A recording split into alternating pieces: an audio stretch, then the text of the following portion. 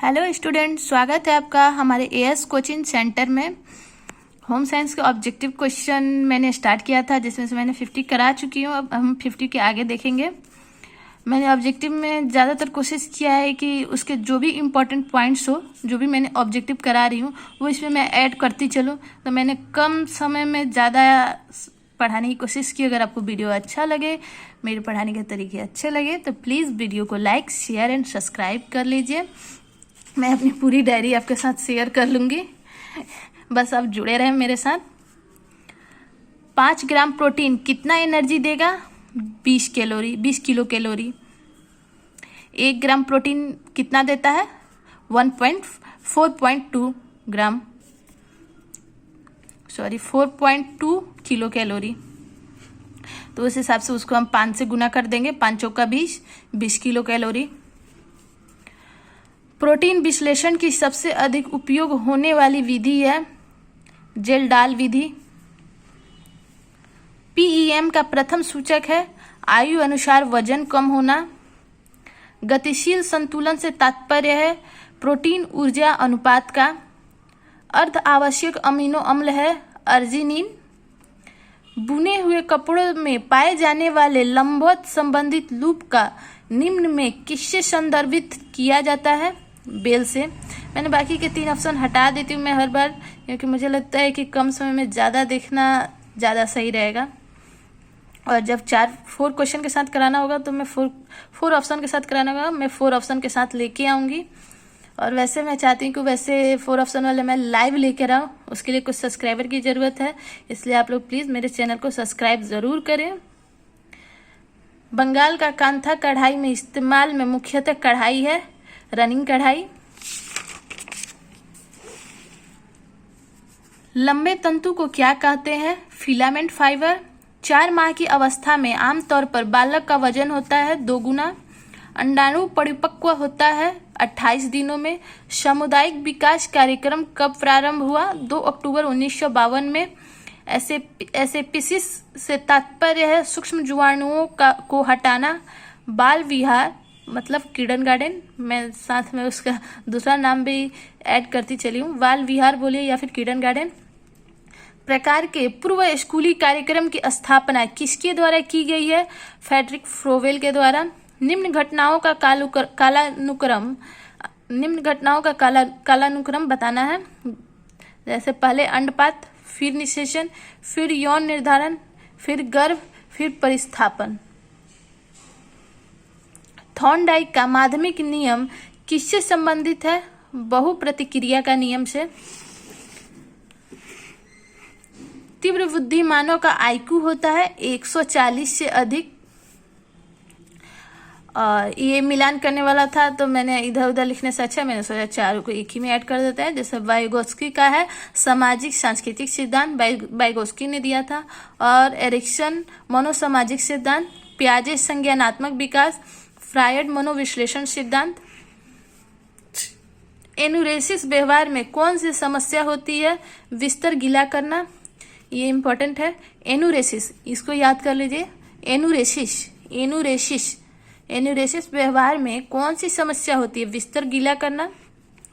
Social learning theory of personality संबंधित है Albert वनरूडा से। वर्धानता है एक आनुवांशिक रोग है ये। पूर्व स्कूली बालकों के लिए प्रवेश परीक्षाओं, पाठ्य पुस्तकों और गृह कार्य को प्रतिबंधित करने की संस्तुति किसने दी थी?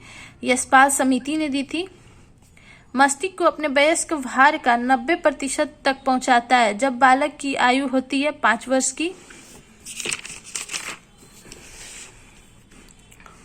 वंशानुक्रम आनुवंशिकता का अणु है डॉक्टर एन ए के अनुसार।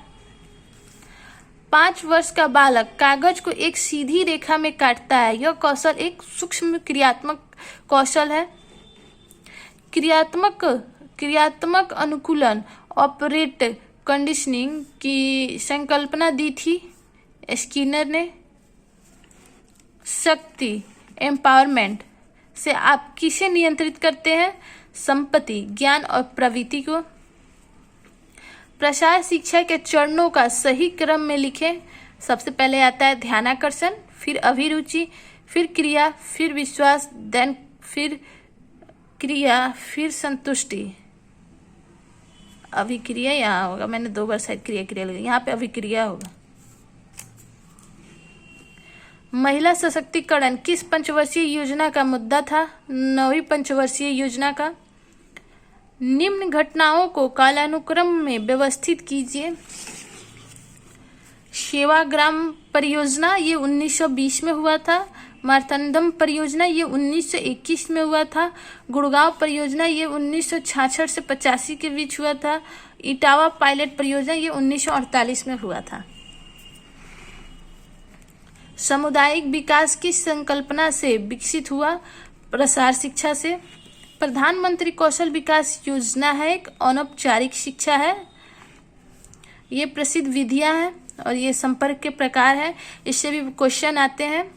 जैसे अगर कोई गृह पे भेंट करने आता है तो व्यक्तिगत संपर्क कहलाता है।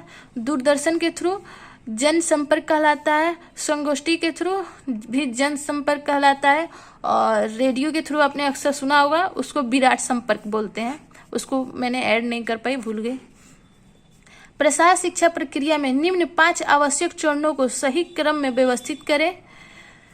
स्थिति एवं समस्या का पता लगाना, फिर उद्देश्य समाधान, फिर शिक्षण कार्य योजना, फिर मूल्यांकन, फिर पुनर्विचार। राष्ट्रीय प्रसार प्रणाली किस वर्ष आरंभ की गई? 1953 में। मानव अधिकार दिवस कब मनाया जाता है? 10 दिसंबर को। विश्व रेड क्रॉस दिवस कब मनाया जाता है? 8 मई को।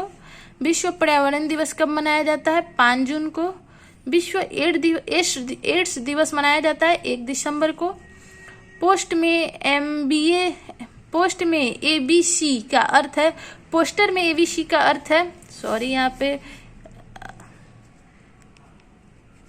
छूट गया, लिख देते हैं। पोस्टर में एबीसी का अर्थ है आकर्षक, संक्षिप्त व स्पष्ट। गुर्दे से सोडियम का विसर्जन किस हार्मोन्स द्वारा नियमित होता है? एड्रिनल कार्डियोड हार्मोन द्वारा। सोडियम की अधिकता कहलाती है हाइपरनेट्रीमिया। एड्रिनल ग्रंथि है अंतःस्रावी ग्रंथि, किडनी के ऊपर ये स्थित होती है। एड्रिनल ग्रंथि से निकलने वाला हार्मोन है एड्रिनल कार्डियोड हार्मोन। इसका कार्य है सोडियम के विसर्जन में एवं उत्सर्जन की मात्रा को कंट्रोल करना। किस रोग में सोडियम की मात्रा कम कर देनी चाहिए? 3 बीमारी में सोडियम की मात्रा कम कर देनी चाहिए, लीवर, हार्ट और किडनी। नमक का सूत्र है NaCl में कितना % सोडियम पाया जाता है? 40%। कुशिंग सिंड्रोम में होता है, पानी की मात्रा शरीर में अधिक हो जाता है।